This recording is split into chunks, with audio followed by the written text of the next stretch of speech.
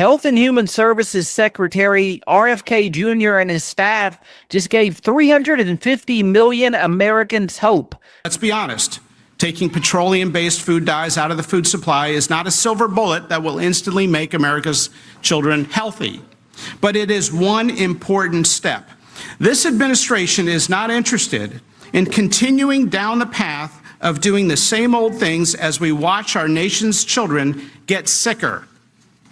We need fresh, new approaches. Cancer and diabetes in young people is going up at an alarming rate, and nobody seems to know why.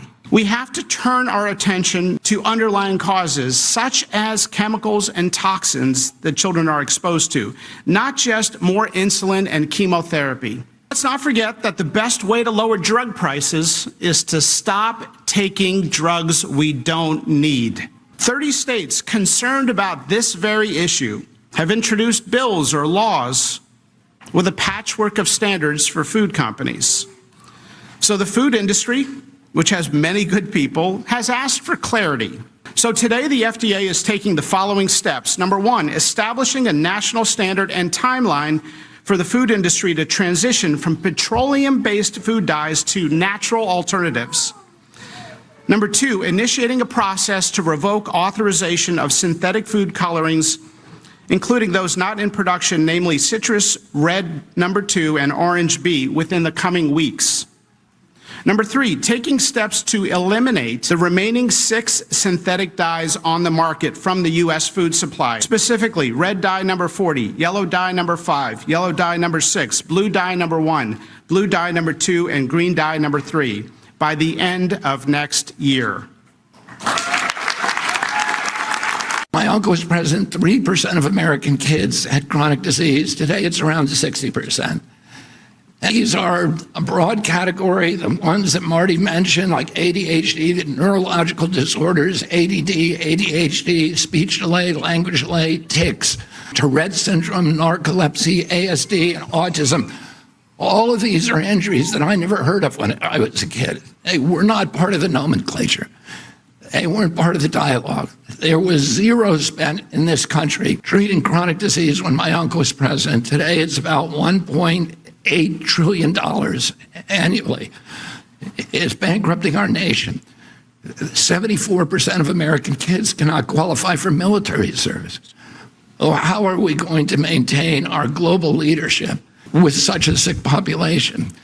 We have all these autoimmune diseases, these exotic diseases, and again, I never heard of juvenile diabetes, rheumatoid arthritis, lupus, Crohn's disease, and 100 others that were just unknown when I was a kid. I never knew anybody with a peanut allergy. I never knew anybody with a food allergy.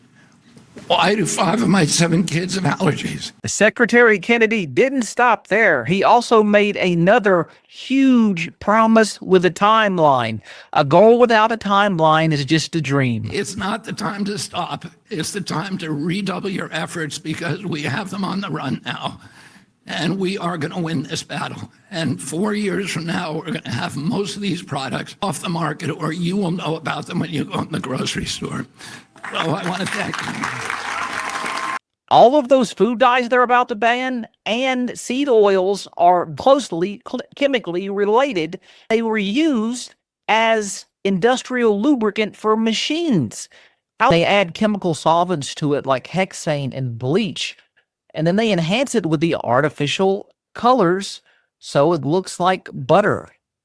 And there it goes in these big industrial machines. It's great that we have someone like Kennedy that Trump appointed because, yes, it is personal responsibility at the end of the day. But when 70% of your grocery store is poison, it gets a lot more difficult to make good personal choices. And that's why our country is way worse off than most of the rest of the world. Thank God for President Trump and the cabinet he has put together to get us back on track. If you appreciated this update, hit the follow or subscribe button, depending on which one you see. I'll catch you next time.